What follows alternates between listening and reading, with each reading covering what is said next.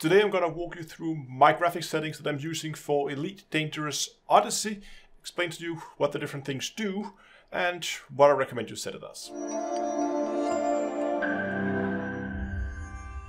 This video is brought to you by Rich Wallet. Rich is redefining the wallet with their compact wallets made from premium materials. Their wallets are easily half the size of traditional wallets, but despite that they can still hold up to a 12 card and has a money clip on the side.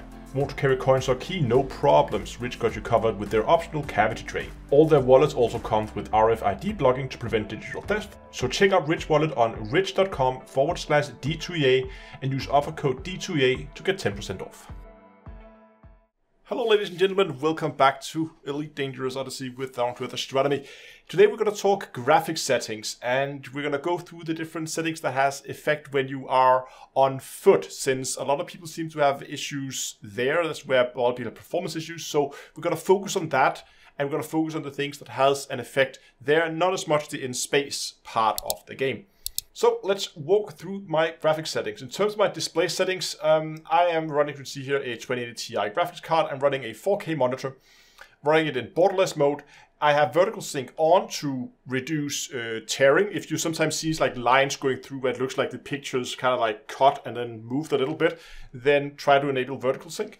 If you're running like G-Sync or stuff like that, you may not want to put this on. I have it on. I can definitely see screen tearing if I don't have it on, but that's what you can fix by enabling that. You can see here I'm running with a frame rate limiter. You may not want this. For me, I put it on so that it matches the frame rate of my monitor, because there's no reason for me to push out more frames that my monitor can display, especially not, well, when you're recording. I don't want my graphics card to just have the fans running at 100% all the time.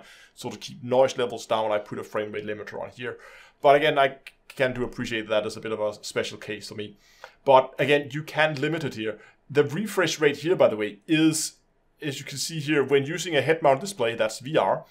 And this option applies to the monitor window and not the VR output. So this settings here is just if you are in VR, the window you have on your screen, what is the frame rate there? So I just keep that low, because if you're in VR, you don't care about it. But if you want to do actual capture of it, you want to increase that to the frame rate you want to capture at.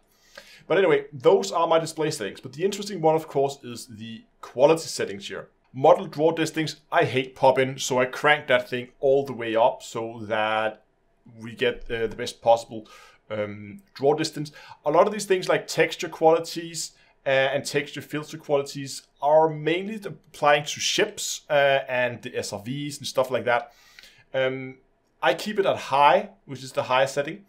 And the anisotropic, whatever, this helps you make the textures look better at extreme angles. So if you're looking down the side of a ship or over the surface, not over the surface of the planet, those are separate settings elsewhere.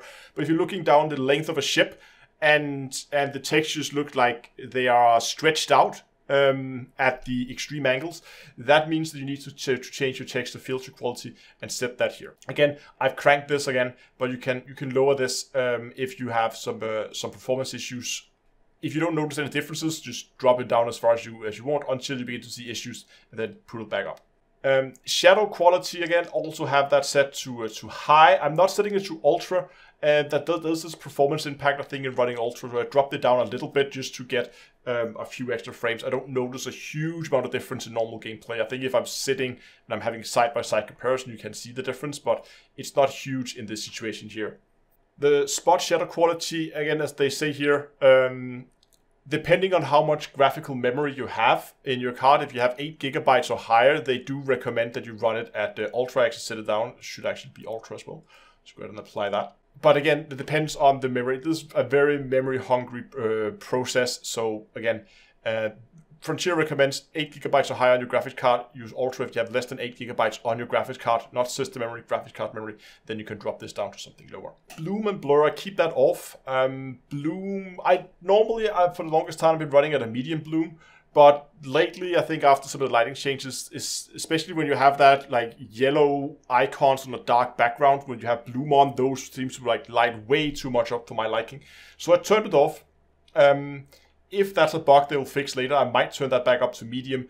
I usually don't go bloom that high because this is very much a visual thing. Bloom is when you look at a light, how much like spill light do you get around it? How much like that's lens flare, but how much like that extra light do you have like around the light. If you have it off, you just have the light source on its own. Normally I like to have a little bit. I think it looks great, but with the UI in space, I don't think it looks that good. So I turned it off completely. Blur, believe that's motion blur. Don't like motion blur. That should be put away. Then we come to these three settings here kind of are interlinked. This is the whole super sampling, the upscaling. With update 6, we got AMD FSR enabled.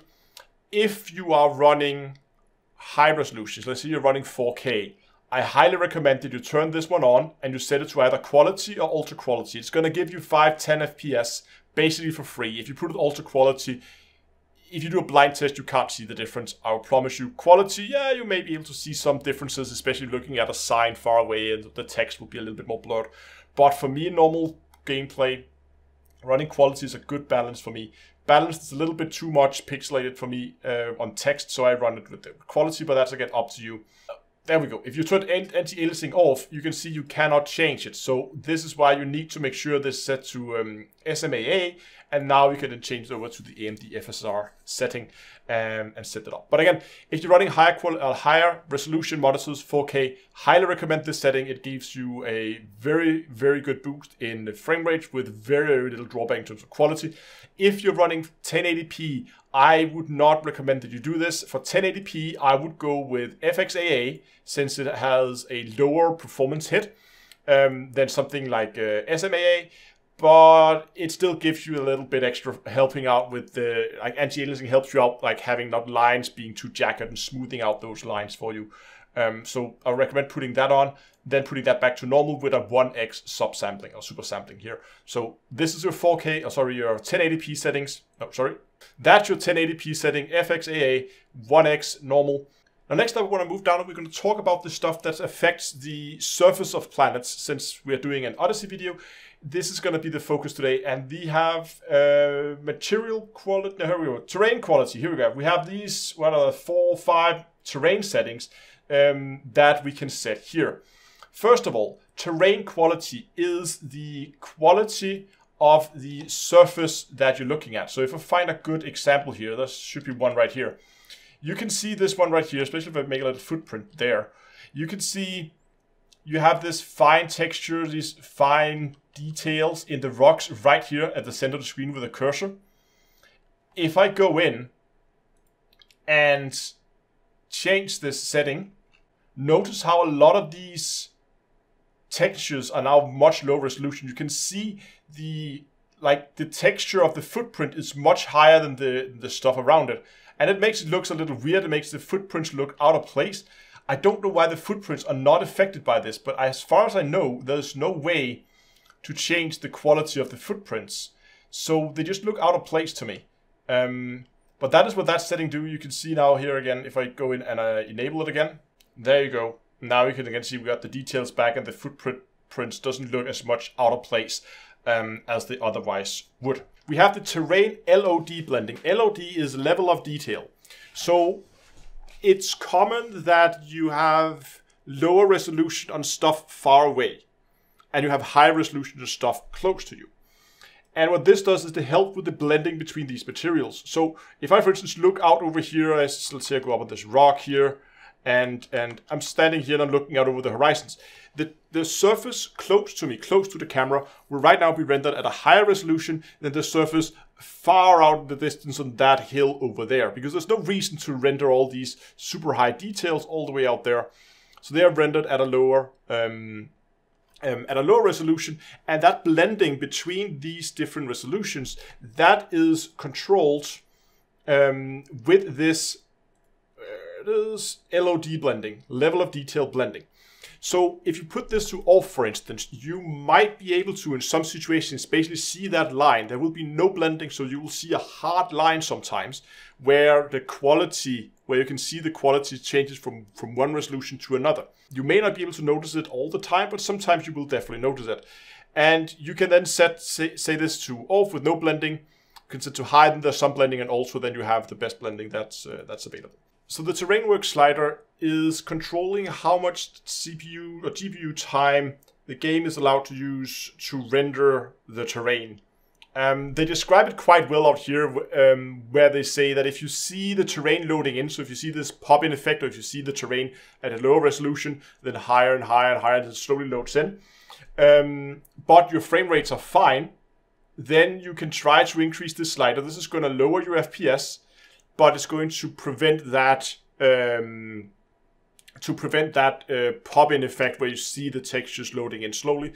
On the other hand, if you do not have those issues, you can basically lower this. So again, this is something you have to sit and play around with yourself. If you see that those textures loading in, pull this up, give your GPU a little bit more time to work, so that doesn't happen. Again, it can cost you on your frame rate. So this is something where you have to sit and play around with it to get the right balance for you. I recommend this is one of the last things that you set for your settings. Like focus on all, set this to somewhere in the middle to begin with. Focus on all your other settings and then tune this at the end, because the level of details that you have on some of these other ones here can affect this as well. Because if you're running a high resolution, it's going to take longer for it to render. So set this last is my recommendation. Now next up we have the terrain material quality. Now you would think that would have something to do again with the resolution of the stuff on the surface here, but in fact the material quality is the, how to explain it? It is the geometric resolution of the surface. So where the other setting we were looking at before here, terrain quality, is the quality of the image that is applied onto the surface. The material quality, in my mind, it should have been the other way around, but okay. This is basically like how many voxels, how many different little triangles is the terrain built up of, and this one, the terrain quality, is what is the quality of the picture that you then stretch out across that surface. I'll give you a little example. Here I just took a screenshot out over the horizon. This is with a low setting, and here you have it with a high setting. You can see here if I sit and I jump between, you can see how the hills on the distance, there's not that many hard shadows because it's more smooth, because you have a lower quality, lower voxel count basically, and that goes up, and you get better shadows as you increase. You can see here. So that's the high, that's the low, as you sit here and we jump between. But also notice a good thing, and look at the rock, for instance, here right next to us. I sit here and swap between the two.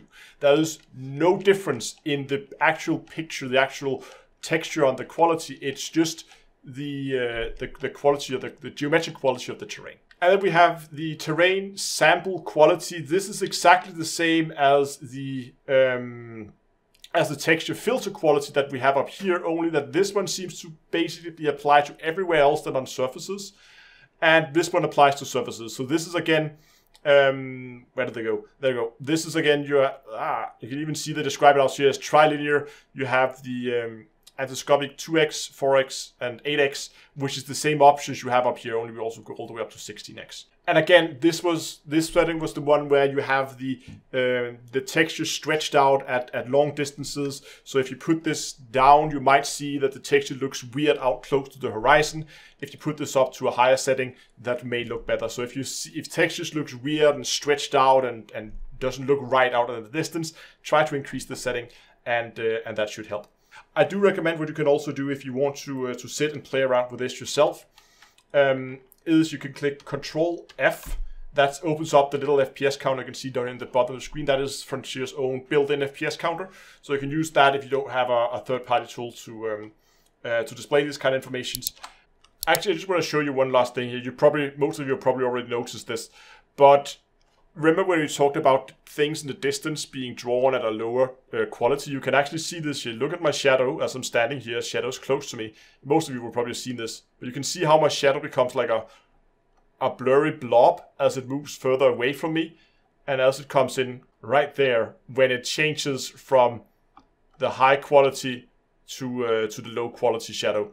I wish this was something we could control, because it does look really weird that you have the shadow suddenly becoming so opaque. And you can also see here that there is no LOD blending. Remember we talked about the level of detail blending. Very little LOD blending here. If we had an LOD blending for the different shadow qualities, this wouldn't be as noticeable. Then you would have a smoother transition between this high quality shadow and to this more fuzzy shadow we get at a further distance, and then it might not be as bad as when we have this hard line. So I hope that Frontier is going to implement some kind of a shadow LOD blending setting so we can get rid of this, because it does look quite weird and something I really hope is going to be fixed at some point. But that's good bit for today. Thanks a lot for watching. Really hope you enjoyed the video. If you did, give a like, subscribe, and until next time, I will see you guys in space.